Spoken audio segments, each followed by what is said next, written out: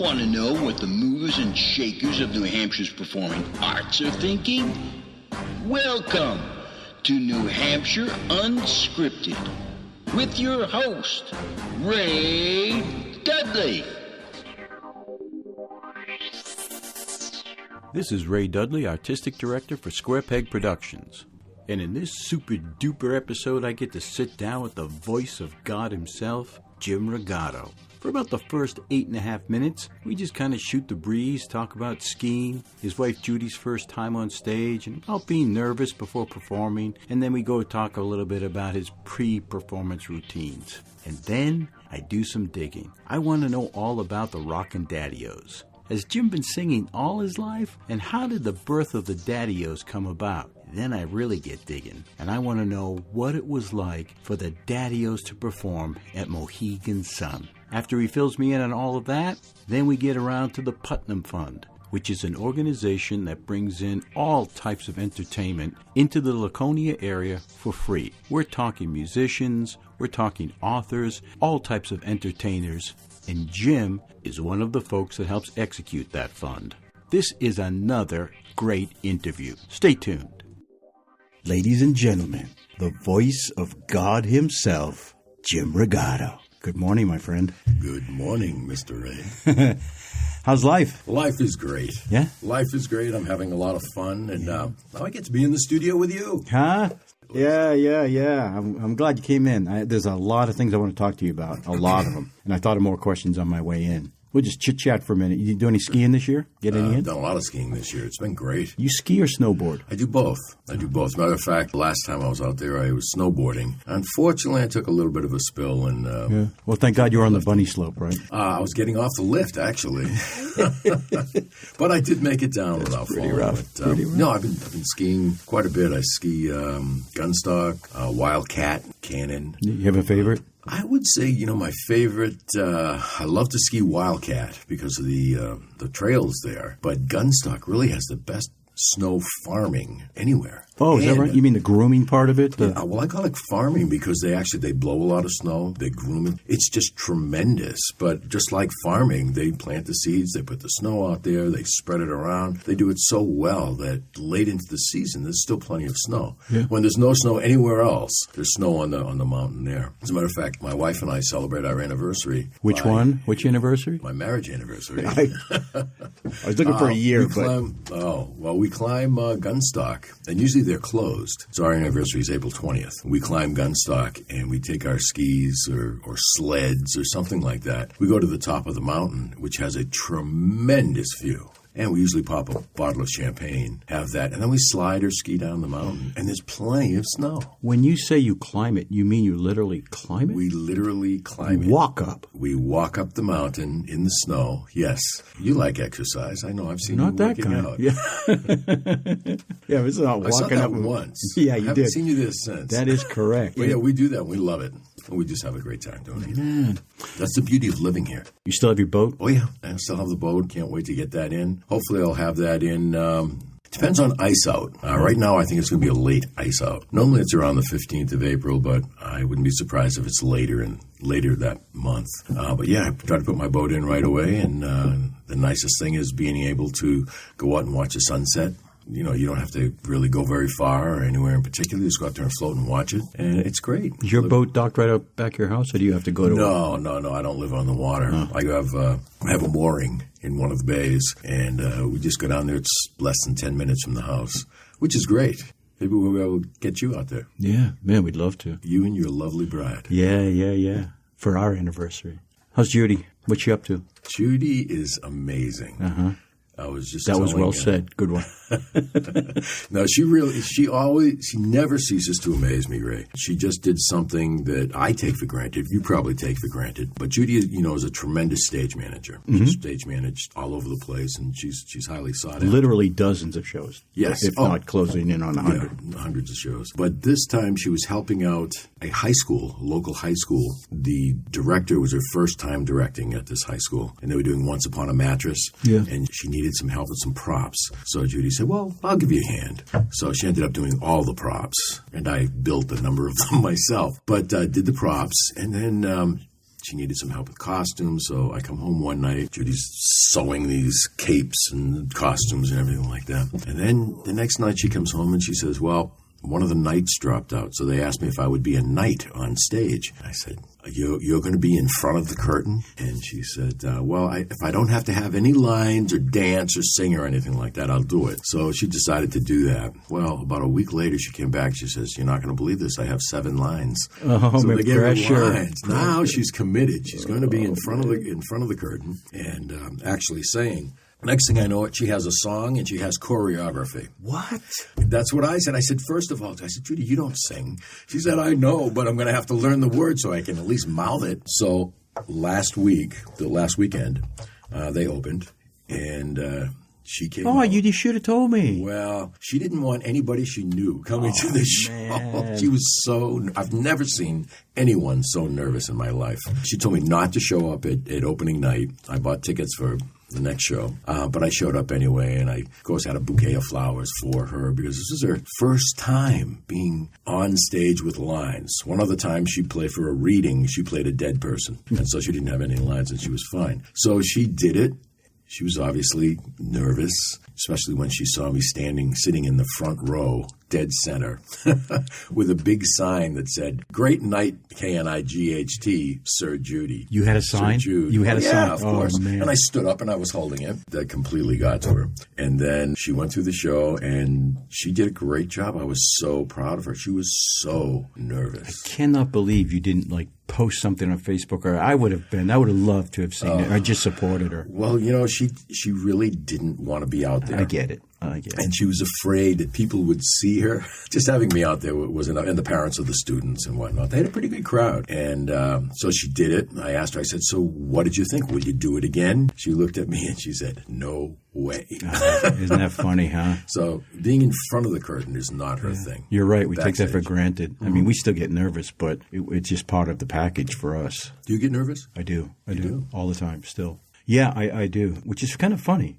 You think it's going to wear off. You don't get nervous? Is that the implication? I get horribly nervous. Isn't it terrible? Incredibly nervous. I know. People think it's crazy. I mean, you and I have been doing theater for many, many years. Yeah. You longer than I have, actually, because you're so much older. And then, Well, someone had to invent dirt. That's right. That's right. You were there when they were test marketing dirt.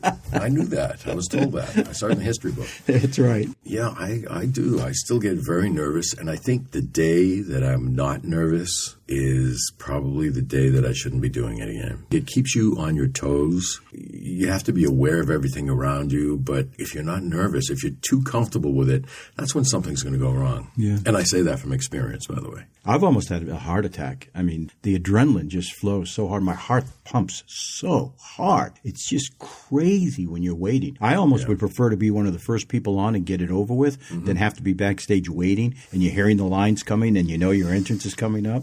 That's worse to me. I just freak out with that kind of stuff. I don't know if you've ever seen me. I have a ritual before I go on stage. Is this a visual I'm not going to want?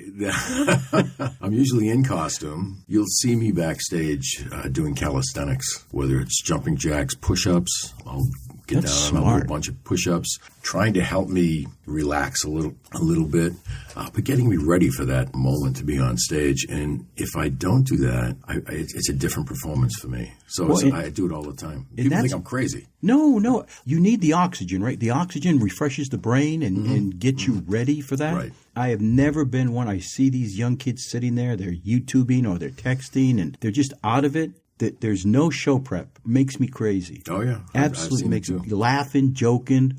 And they run on stage and do their lines and come off, but are they really acting? No, it's a great point. It just makes me insane. They're emoting. They're just reciting the lines. Right, you might as well be reading the phone book. But I need that time just beforehand by myself where I'm getting into my character, but I'm usually doing it while I'm stretching or doing some kind of a physical activity, jumping. All of a sudden people say, "Where's Jim? He's off in some corner somewhere." Yeah, you get that blood flowing.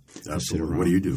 I like to go and be by myself for the few minutes running up to the entrance. And I'm always running the lines. I like the silence. I like to listen to the audience. Years ago in college, when I was doing theater, I used to go before opening and sit on the stage with the curtain closed and listen to the audience. I just love to get the feel for what the night was going to be like. And it just calmed me down, put me in that frame of mind. I need to do what you're doing, especially nowadays that I'm getting older. I need that oxygen. It's so important to be fresh, to be ready, to be on point. Mm-hmm. And so I think I'll start doing that kind of stuff. Did you park your private jet? Did you find a space out there for I saw the Rockin Daddios fly in. Was that your private jet? Yeah, we did land at the airport. Yeah, good. It's a small little airport, but it's really kind of cool. You're not used to those small ones. It's nice, and it's not that far away from the studio, so the driver just brought us up. Good. And he's waiting. Good. Thank you for setting all that up, by the way. It's no problem. That's no problem. It's a very long flight from Laconia. Yeah. I want to talk about the Rockin Daddios, but to get there, I want to know the history. Have you always been a singer? How did you create the Daddios? What's the evolution of it? Have there been people in and out? Is it the same crew that's always been there? And then I want you to end it with talking about Mohegan Suns. Well, I've always enjoyed music. I wanted to play an instrument when I was a young age. I wanted to play guitar, but in grade school, elementary school, they didn't have guitar lessons. They had band. I was told I should really play an instrument like that so they could put me in the band. I never really wanted it. Where I lived, we lived in a three-decker house. People call them tenements, I guess. But we lived in the attic, so we were on the fourth floor. I had an uncle, and it was all family. There were three. I remember those days. Oh, yeah, it was all family. And one of my uncles played trumpet. And he used to practice downstairs in the cellar. He had this little practice room. And we used to hear him all the time. So finally, I said, okay, I'll take trumpet. So my uncle said, okay, I'll teach him. So they got me a trumpet. And I really didn't want to play trumpet, but I wanted to play guitar. And the first week I got it, I think I drove my parents crazy by going into the bedroom and just trying to get that first note out, this loud, it sounded like a squawking duck. Yeah. It was horrendous. And after a week of that, they said, okay, you can play guitar.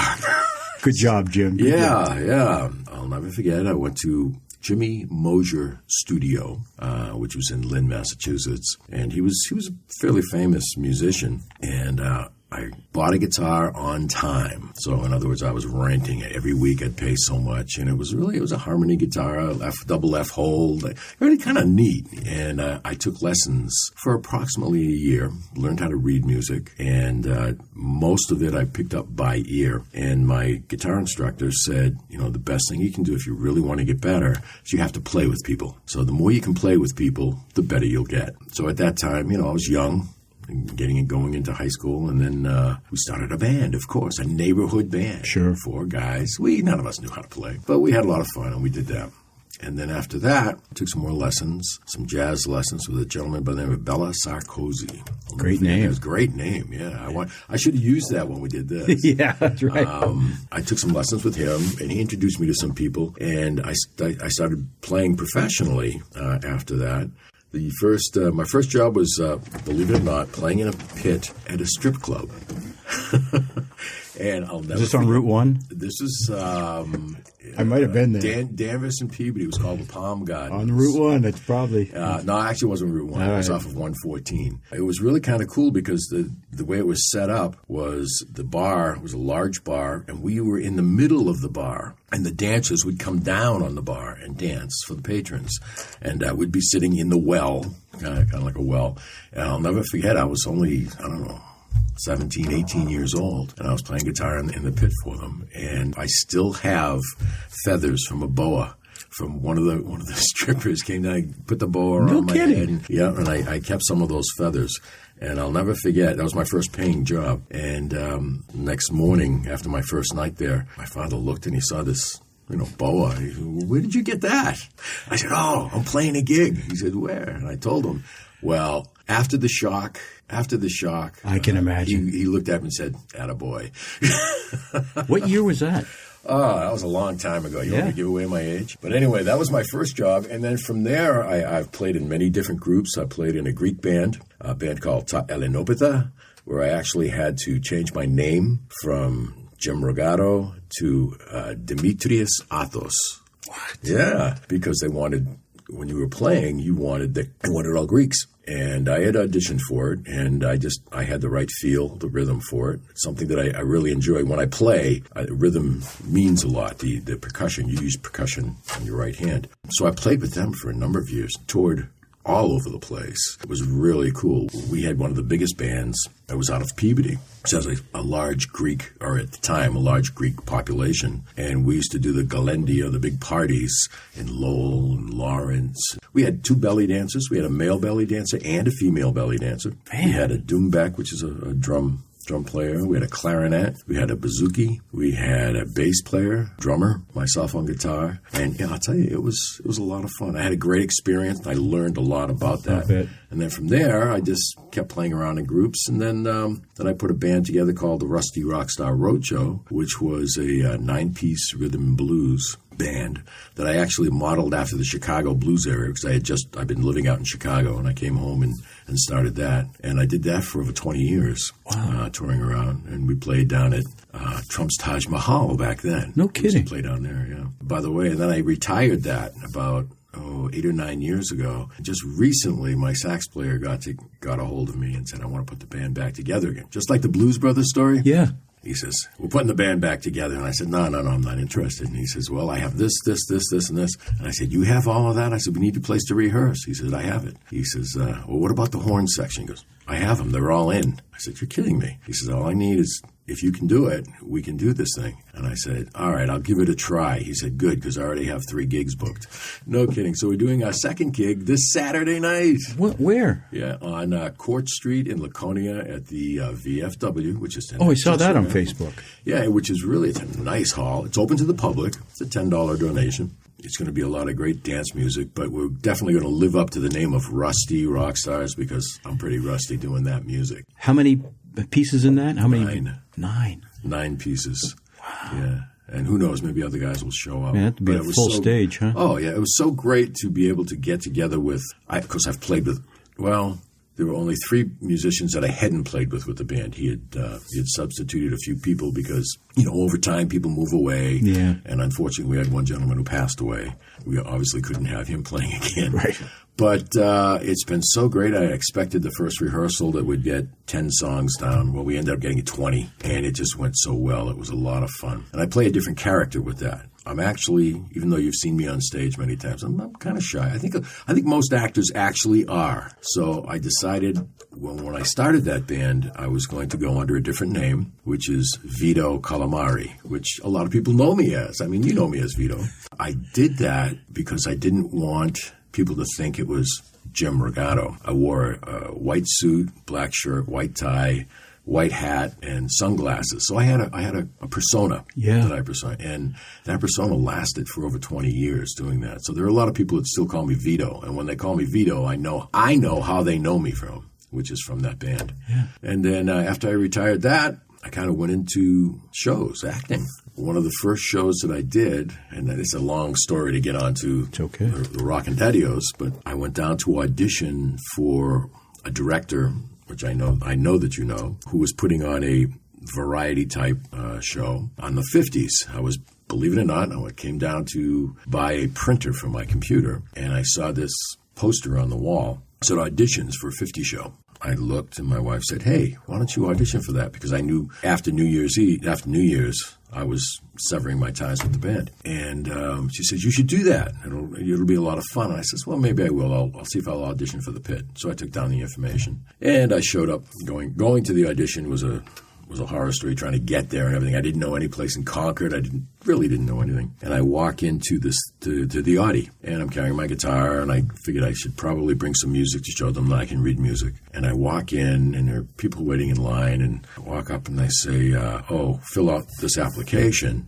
And I looked at the application, and name, address, blah, blah, blah. It says acting experience, dancing experience, singing experience. Well, I have none of this. What shows have you been in? I had 0. Yeah. And I just put my name on it and everything like that. And I went back up to the gentleman at the desk, and I'll never forget this. He put my last name on a piece of paper with a number. I think I was number 33, and it had and folded it in half and had a piece of yarn on it, and they tied it and they put it around you wore it. You put it over your head, and it looked like, it says Rogato, and it's a number 33. And he said, just go through that door over there. And I said, oh okay. So I went through the stage door, ended up on the stage, and there's a gentleman on the piano, and I look, and I'm on stage, and just beyond the pit, there were 5 people at some tables, and then I look out into the audience, and there was quite a few people auditioning that were out there. And I walk in, I'm carrying my electric guitar, and I'm thinking, I don't see an amplifier or anything like that. And the gentleman says, "What are you going to sing?" I said, "No, I'm here to play for the pit." And he said, no, what are you going to sing? And he just grabbed a piece of music out of the pile that I had in my hands, and he goes, "We'll do this." And I said, well, okay.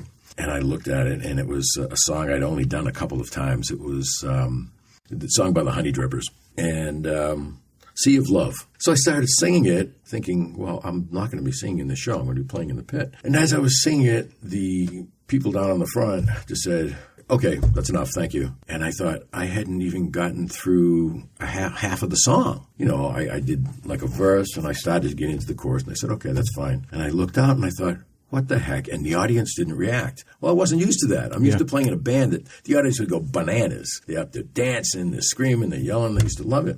It was like a punch to the stomach. I was like, oh, my God. I know that feeling. What happened? So I walked off stage, and I thought, this isn't what I want. What am I doing here? And I went up and I sat up in the back, and they said, okay, we're going to have some other people come on. And they were just blowing me away with their talent. And then they had dance auditions. They go up there and people are dancing. And I'm looking at it and I'm thinking, this is just like chorus line. Okay, you people over here, thank you very much. You over here, thank you. cut this in half. I'm going to show you this, do this. So I'm watching that. And then they started doing cold readings. And they said, we need somebody to read off of this is a woman's part. We need a man. So they looked at me and they said, would you come down and read for it? I said, yeah, sure. I think I read 4 or 5 different parts so these people could audition from it. Did that, and then finally they said, okay, thank you. And they said, is there anything they looked at me, anything you want to do? So I turned around and I have a Wolfman Jack imitation that I do, and I said that to him in the Wolfman Jack, that if you want me, get in touch with me right now, because who knows where I'm going to be, in the future. And I walked off stage and it was dead silence, and I'm not used to that. I walked up and I sat there and I hung my head and I said, oh my God, what am I doing here? This is horrible. Well, the producer came up, tapped me on the shoulder. He says, look, we don't normally do this, but we want you in the show. And I looked at him and I said, you do? Because I thought I'd just blown everything. Yeah. We want you in the show. I said, wow, I can't believe it. Well, I left there walking about 4 feet off the ground, so walking on air. And that was my first show, and that was with Irene Deschaines. Oh, Irene. I do. Who used to put on these fabulous galas for the city of Concord as fundraisers. And she put on many, many. And that was my first of many shows with her. And one of the things that she did in that show is she had this medley of oldies, and she called it the men's medley. Well, that medley went over so well that in probably 3 or 4 shows after that, she was still using that, and it was the same guys that did it. From that medley came the Rockin Daddios. It was myself, Bo Geyer, Patrick Geyer, Angelo Gentile, the 3 of us, and Gary Evans was part of it also. Oh, no kidding. And over the years, we had done that 3 or 4 times. And then one night, and this was about 8 years ago now, I can't believe, no, 5 years ago, because Irene had passed on and the shows had stopped, and we had gotten together and just started singing those songs, and it sounded good. And I said, we might have an act here. So we thought about it, and the 3 of us started it, practiced, and we had a lot of fun just doing it. We'd meet at my house, and I think we would laugh more than we would do anything. We'd be singing, just remembering the shows and whatever. And that started the Rockin Daddios. And then a couple of years afterwards, I added a 4th, which is Drew Seneca.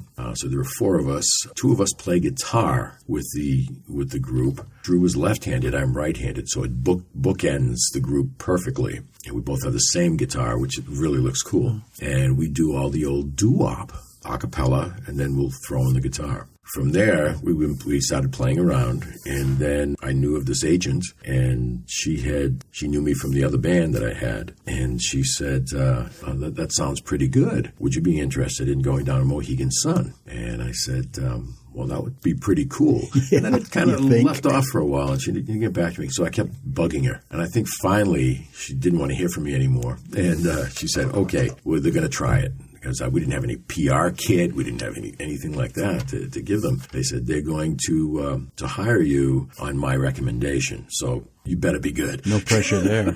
No pressure whatsoever. We went down there and we had a blast. We were there for 2 days, did 2 shows. They loved us, and we've been back 5 times. So it's really been fabulous. We've reached that next plateau in the entertainment industry, I guess. It's just tremendous, Ray. So let's talk about that show at Mohegan Sun. Yeah. It's evolved, right? Over 5 shows. It's not just the 4 of you anymore. Mm-mm. You said they supplied you now with... Well, what we do is I bring a backing band. So I have a bass player, a drummer, and a keyboard player. And I say that when I do the intros that they put the Rockin in the Daddios, and they really do. Paul Luff on bass, Rick Page has been playing, and Gordy Gourlay will switch off on drums for us. And then somebody you may know is Rob Dion from the Majestic Theater is playing keyboard. And this is completely out of his realm. He's never done anything like this. And he's loving it because now he's playing this rock and roll oldies music, but it's a completely different feel for him. So yeah, we have a 3-piece band. So it becomes a dance band. And when we play, we go out, I have a recorded intro that says about the Rockin Daddios, and as soon as we do that, people start applauding before we even get on the stage. Come out on the stage, we launch right into our songs, and people just dance continuously. Do you have brass? Do you have any brass? No, we don't. We've thought about that, adding a saxophone player, and that may happen in the future. But right now, there's 7 of us when we do that. And now we will be doing, we've been doing some local gigs with the band, and actually we'll be playing down at the Majestic Theater with the band in June. Can't remember the date right offhand, but we'll be down there. Is that a fundraiser or just a regular gig? I think it's just a concert, dance party for the Majestic Theater. It'll be a lot of fun. So you should come. Yeah. And be there, and I've seen you dance, so please don't. No, you have not seen me dance. But, we'll be playing there, so and that adds a whole different dimension to the group. But I'll tell you, one of the things that I love the most about the group is we can be anywhere, the 4 of us, or even the 3 of us. We don't need instruments, and we can start singing and bring some joy to people. One of the things that we do a lot of is we go to nursing homes, and we will play for the residents. And I ask that we can go to the floors where the people can't get out, where they can't come and see the shows that people bring. Because a lot of these homes do bring in entertainment. Played down here in Concord a number of times, so a couple of different nursing homes. And to me, there's nothing like seeing the gleam in someone's eye who's bedridden or in a wheelchair. They may not even be able to speak. They may not know where they are at the time, but when they hear this music, all of a sudden it comes back to them. And the smiles, and you'll see them start tapping their toe or trying to snap their fingers. To me, that makes it all worthwhile. It's so gratifying. I love doing that. Yeah, that's something that you don't hear much about. That part of giving back. Yeah, and it's, music is a part of everyone, and it brings back so many great memories for people. Especially what you sing. Especially because that's their era. Yeah. And the demographics of the songs that we do is that era, is for these people. Though we're finding more young people are enjoying it. When they come to our concerts, they find that they've heard this played at home or if their grandparents, whatever, and they like it. And we actually have a fairly young following also. Yeah. It's a whole different feeling seeing it live. Right? It is. Than just even on the radio. Choreography, we're lacking a little bit in that. The guys aren't really, they don't have good timing as far as dance steps. Mm-hmm. So what you'll find is we put a lot of infused comedy into our act. We also infuse commercials from those days, which you don't normally see. You do? We do. We do commercials from the 50s. And the 60s. That's cool. Rice Krispies commercial, see the USA and the Chevrolet. Wow. Halo shampoo, things like that. You do? Yeah, we do that. Some of that I remember from the 1944. Big band comedy. Yeah. That's correct. And that's actually how we met. Yes. Yeah, right. Was doing that. And I was looking, I wanted to bring this down today, but I have a picture of the 2 of us on stage singing together. No kidding. I think you were... I was Jolson. You were Eddie Cantor. That's what. That's all right. Yeah. That's what it was. I couldn't remember if you were W.C. Fields. I was W.C. Fields too. I remember we did that too. But you're right. That's who it was. I was Eddie Cantor because I was shaved. Normally I have a beard. Right. But there are only 2 directors that I would shave for, and Betty was one of them. Betty was one of them. She's the one that first got me to do that. Take me into the green room at Mohegan Sun. The first time you're there, it has got to be such an experience. I don't even know the adjective to describe it. But what's it like? You're at Mohegan Sun. This is a gamble. You don't know what's going to happen. You don't know what kind of crowd you're going to have. But they've put you up at Mohegan Sun. You're in the green room. What's all that like? Well, and then take me through going on stage. Going in there, the first time going in, we end up going down the night before. So of course we checked into our rooms, got everything taken care of, and I said I want to go down and I want to check out where we're going to play. So we play in the Wolf Den, which is a lounge, I guess you could say, but there are no walls except for behind us. You walk into this place, it's in the round, and the stage is probably 5 feet high. At least, well, maybe more than that, maybe 6 feet high, because I know I don't like to jump off of it. And it's a huge stage, and you look behind it, and it's all these red rocks. It looks like you're in the Southwest. Huge, all the way up probably 60, 70 feet high. It's huge. It's absolutely huge. And I looked at it, and I said, wow, this is amazing. A lot of lighting, and there's a big jumbotron up above the stage. And I'm looking at that, and I'm saying, oh, this is amazing. And I look to my left, and there's a soundboard with 40-channel mixers, 2 of them there, and I'm saying, wow, this is really something. So I go on, and I'm going around there, and of course security comes and said, can we help you with something? I said, yeah, we're playing here. I just wanted to get in. So they got the stage manager to come out. They have their own stage manager. So he came out and he gave me a tour. We were going down to the green room, which is behind the stage, and then there's a stairway that goes down a flight, and the walls are white going down this hallway, right? And on the walls are autographs of all the people who have performed there. No kidding. No kidding. And I'm looking at autographs of Van Halen. I'm looking at Blood, Sweat, and Tears. Oh, come on. You had to have chills. Oh, my God. It's giving me chills. Standing up in the back of my neck. I believe it. But of all these Big Bad Voodoo Daddy, I mean, these huge bands, Red Hot Chili Peppers, all these huge bands. And I'm looking at this. It took me 10 minutes to get down the stairs because I was reading the walls. Then you go down and you go past the production office. There's a stage manager there. And then you walk in. There's 2 big rooms, and they actually are green with couches, leather chairs, huge mirror, bathroom with showers. You're killing me. Going in there, television. Did they ask you if there were things you wanted in the green room? Is that true?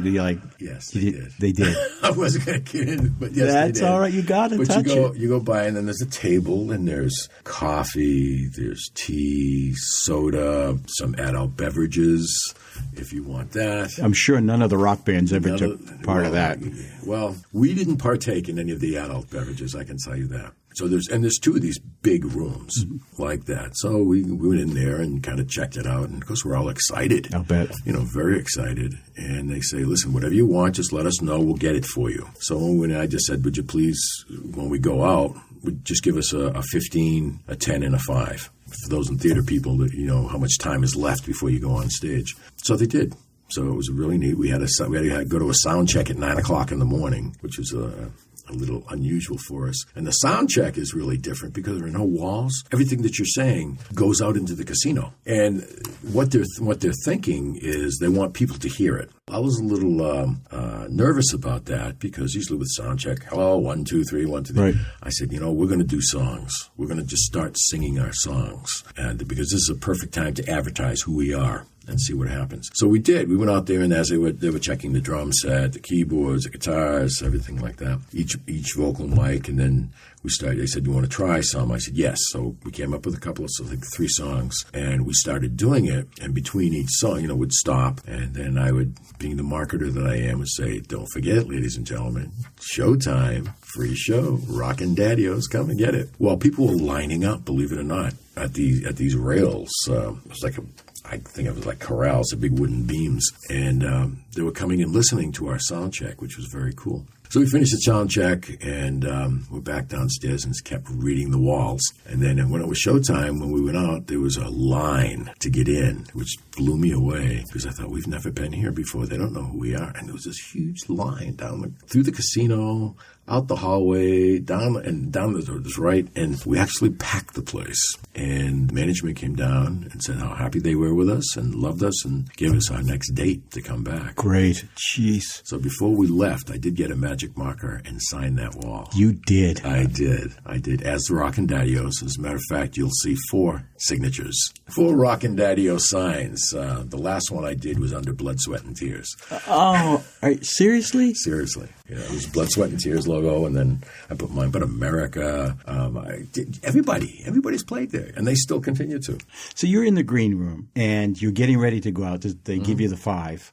And is there music playing? Are they warming up? Is this like something out of Rocky where you're coming along and you can hear music playing and you get onto the lights come on? Is it all of that? It is. It really is. You're what happens is, I still go through my routine of stretching out and doing my exercises. The guys think I'm crazy. We've done our vocal warm-ups. We actually have a photographer that travels with us, and he comes down and he takes pictures of us, candid shots doing that. And we go up the stairs, and I've produced an intro which has music in front of it. Talks about the times, the 50s and 60s, about the music and whatever, and then introduces the Rockin Daddios. And we come out at the end of that intro. The music is going. The lights come on. I mean, they have this tremendous light thing. There's lasers. There's everything. They put smoke in the air around us. I so want to be there. We come out, and then they also have the audio visual, which is doing the TV guy who's shooting it, and it's on the Jumbotron above our heads behind us. And we come out and bang, we just launch into it. And we do a 45-minute set. And we come back for a second show. I cannot tell you the depth of jealousy I feel right now. I mean that. I am, as an entertainer, that's everything you want. It is. That's just perfect. Let's talk about the music. Are you finding that there are certain songs, people really love them, and so you do them over and over? Do you have one that's like the showstopper? You know that when we hit this one, you're crescendoing all the way, and you hit that one, and it brings the house down? Yes, we have a couple of songs like that. But the one that we normally will end our set on, first set, sometimes a second set, is an Elvis Presley song. What we do is we sing that one song, and we do a little shtick in there where halfway through the song, Angelo comes in. I sing the song. He comes in and starts singing it in Italian. So he's singing the song in Italian, and I'm saying, like, what are you doing? This is my song. And then at the end, we singing it together. He's singing it in Italian. I'm singing it in English. And then we get to the last couple of notes, and it's almost an operatic ending. We're both hitting this high note and holding it. And I think we probably hold it 16 beats, maybe more than that. You say that like I know what that means. Well, you know what that means. I can't read music to save my life. So we hold it, and it goes for quite a while, and then we end it, and the band is behind us doing it, and then we end it. The audience, it never fails, are up on their feet, screaming and cheering. It never fails. And then after we finish that, the band plays a little number, and they say, Rockin Daddios, and we wave, and we go off the stage, and the band keeps playing until we're off stage, and then it's over. We do our next show. What a thrill. It is a thrill. Yeah. It's very much a thrill. The other one is Lion Sleeps Tonight. We do that song, and people love it, and we usually end one of the sets with that song also. Again, once we finish it, people are really up there enjoying it, and then the band again keeps playing the song while we walk off the stage, and it's so cool. When you get off the stage, you say, wow. Yeah, I'll bet. Wow. What a rush. I love doing this. I'll bet you do. Love this. Almost as much as I love coming here and talking to you. Hey, thanks. Great plug. Thanks. Have the sets changed much over the years, over the performances? Have you tweaked the songs you sang? We try to do that for every show. Oh, you do? Yeah, especially if we were doing a repeat performance somewhere, we always add different songs. There are obviously certain songs that people want to hear. Get a Job, like that Blue Moon. These are songs that people just love. Lion Sleeps Tonight. Yeah. There's so many of them. Do You Love Me? Another good song, great dance tune. But people want to hear Teenager in Love. People want to hear that. So we do that. But we add a lot of other songs. So we're constantly working, trying to bring in other doo-wop things. Like right now, we added a couple of one. One of it's called The Morse Code of Love, which is really cool. Most people don't know the name, but when they hear it, they say, oh, wow, I like that song. So that's one song that we're doing. We have a number of them. Dion and the Belmonts, tremendous library of songs. Yeah. So we do a lot of those, too. Yeah. Do a lot of Frankie Valli stuff? We do Frankie Valli, the Four Seasons. Mm-hmm. We do a medley, plus we do songs as solos. But yes, and Angelo has a great tenor voice, and he does Frankie Valli tremendously. Wow. Funny little note, we actually got to play with the Shirelles and Jay Siegel and the Tokens. We did a show with them. We did this actually in Laconia, believe it or not. Huh. They came up and they were putting on a show and they asked us to open. So we did. Oh, and I'll never forget this, Ray. This will stick with me. We're in the men's locker room, basically. That was the green room. And we're all sharing it. Well, the Shirelles were in the ladies' locker room. But we're in there. And the backup band from the other group is there. We were just doing it as a four-piece. Jay Siegel's Tokens were in there. And I said, come on, we got to warm up. We're going on in just like 10 minutes. So we're in there warming up. And a couple of guys came over. And one of them started singing with us. And then the other one started singing with us. Well, they all came over. We're all singing. I'll tell you, Ray, I'm looking around, and I said, I wish there was a video camera to take this. And when we ended the song, the smiles on these professionals, I'll call them professionals, were just tremendous. And they were backslapping. Everything was, it was great. It's like something you'd see out of a movie, Well, right? exactly. It was. And here it was happening to us. And I'm talking to the music director for the Shirelles, and he joined in. And he has been the music director for James Brown, The Temptations, The Four Tops. I mean, all these names, people that we know and love. And he was right there with us, singing right along. Wow. And I have a couple of pictures of that. And it was just so great. So when they called us to go out onto stage, we started to go out, and all of the Tokens, including Jay Siegel, who sang Lion Sleeps Tonight, were out in the audience in this little alcove. They came out to watch our show, and that meant so much to me. How humbling is that? I know it was, and I'm thinking, boy, I sure hope we don't suck. Yeah. Yeah.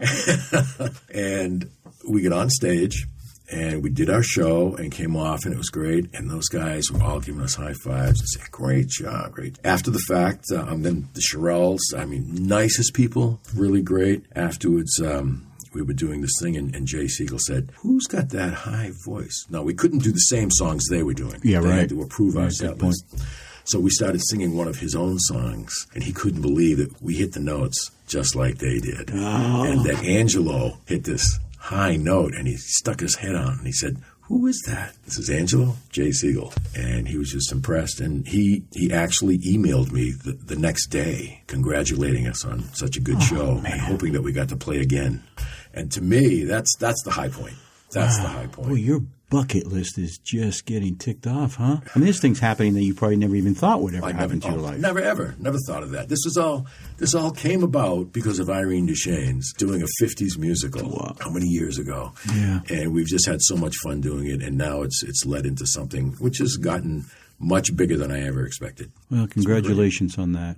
Well, I thought you sound sad. No, I'm in awe. Don't be in awe. No, there's a jealousy. Because I just love performing, and I know that feeling of being on stage, and I'm very happy for you. I mean, deep down, that's what that is.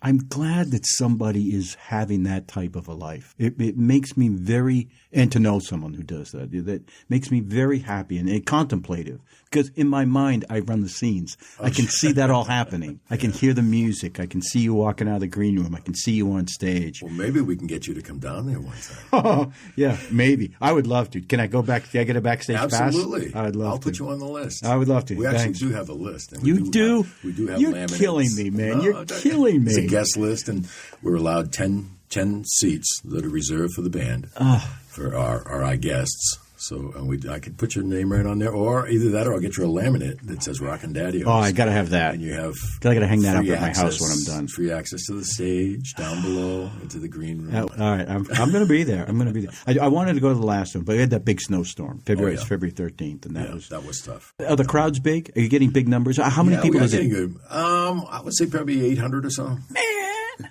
which is pretty good. Which is you good. Think? Yeah. Beats 50 in a theater for a play. Yeah, but I know for a fact that you've performed for much larger audiences than that. Thanks. I have. And the thing that's funny about this is acting and performing with a band. You're both in front of audiences. You're both doing things, but they're so completely different. Completely different, Ray. As with a band, you have a guitar in front of you. You have the band backing you up. You're not by yourself. You're not really have to worry about what somebody else is going to do. You can always cover a mistake very easily. I find acting is you're walking out onto a stage, and it's like walking the edge of a sword. You're either up there or you're going down. Yeah, that's a good point. And yes, there are times when you can cover for people. Yeah. You've covered for me many times.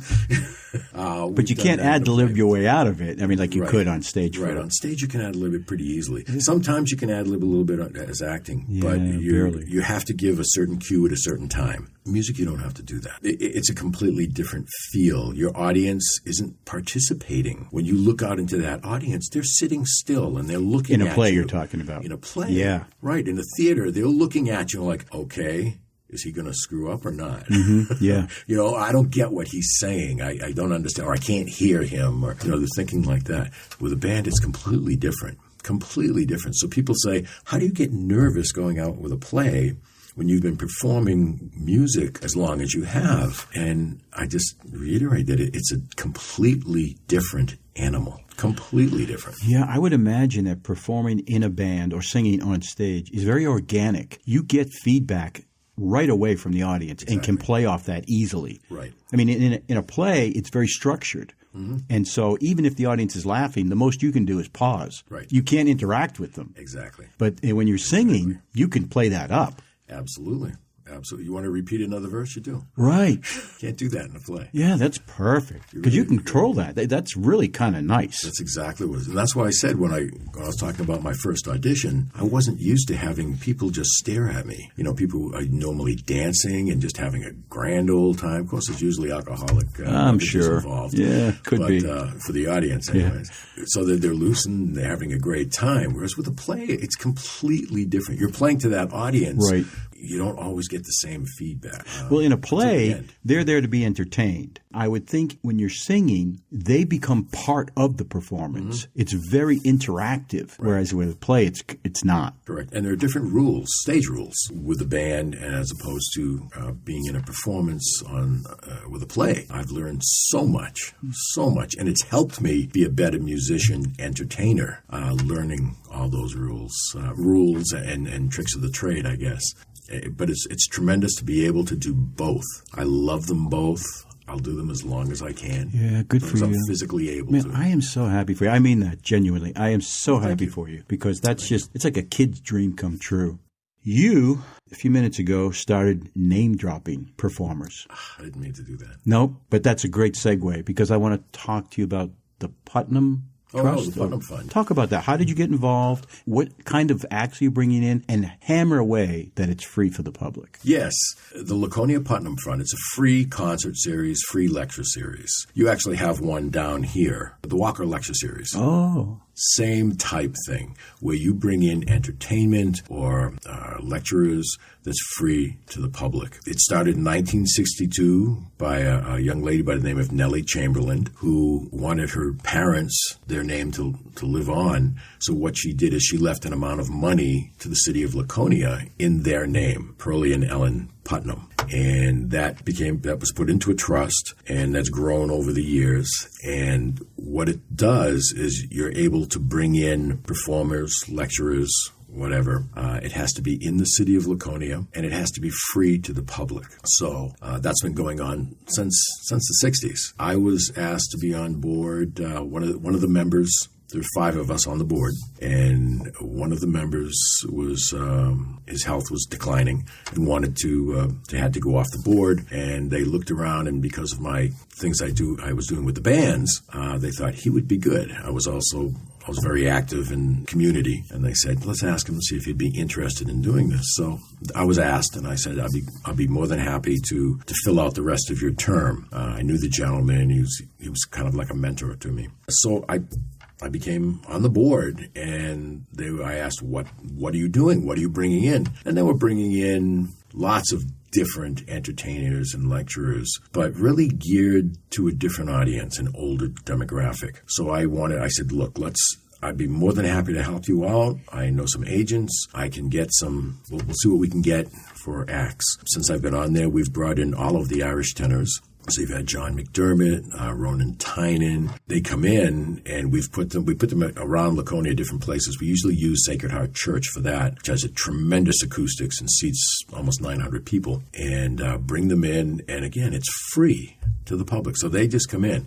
Now, we pay the entertainers, obviously, but we've had Tony Kearns, another Irish singer. We just had a group from PEI, Prince Edward Island, come down, a guitar player and fiddle player, put on a tremendous show, a little different, so it's kind of like Celtic type music, but they did everything from Irish sea shanties to Led Zeppelin. Even Queen. They did everything. It was just two of them. That's a gamut. And it was tremendous. This fiddle player was probably one of the best you'll ever see. He reminds me of Ian Anderson on the flute from Jethro Tull. If you ever seen him play, he raises that one leg and he dances. That's exactly what this guy did. But it was all organic. It was genuine. This is just the way he just jumped around that stage. We brought him in. I just had an author, David Brody, who has his 7th or 8th book that has just been published on the Templars coming to America. The Knights Templar? Knights Templars. Wow. They're tremendously interesting books and theories, and he backs up he shows a lot of pictures of things that are like the Westford Knight. You've probably never heard of it. Nope. But in Westford, Massachusetts, on a boulder, you can see it's an epitaph for a Knights Templar. And he has theories that they've come up as far as almost Winnipesaukee up to Merrimack. And it's just interesting. So people like that. We've had the author who just did a Lou Gehrig book. We've had the PR person from the Yankees. We have them, and we'll put these out there. I have on the 12th of next month, I have a gentleman by the name of Denny Lane. Now you'll say, who's Denny Lane? Right. Well, have you ever heard of the Moody Blues? Yes. Okay, he played with the Moody Blues. Or how about Paul McCartney and Wings? I have heard of them. Yes, he only played with them for about 12 years. Just 12, huh? So he's coming up, and he has a concert series called the Moody Wings Concert, and he's going to be playing. And again, this is free to the public. We're obviously paying him, but he's coming in, bringing his band, and we really try to do different things. So you just heard we had an author about the Knights Templar. We've had Irish music, Canadian music. We really try to do a little of everything. Is there a budget? I mean, are there some acts you cannot bring in because they just cost too much? Absolutely. Some of the really big acts, they're expensive, but we will usually, it's not unusual for us to spend $30,000 to bring an act in, which to me is a lot of money. Me too. So it's really kind of cool. And I always thank Nellie Chamberlain, who had the foresight back in the early 60s to leave this money and have it grow for the citizens of the Lakes region. And anybody from Concord could come up. We don't check IDs.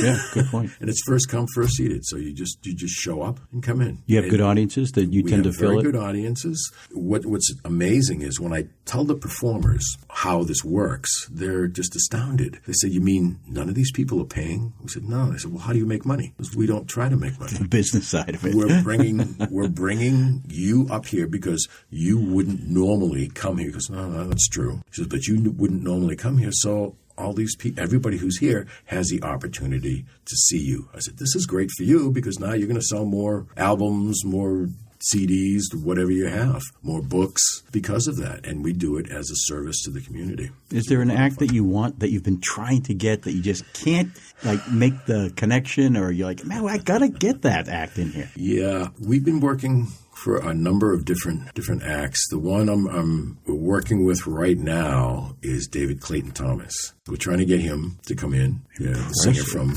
Blood, Sweat, and Tears. Yeah. As you know.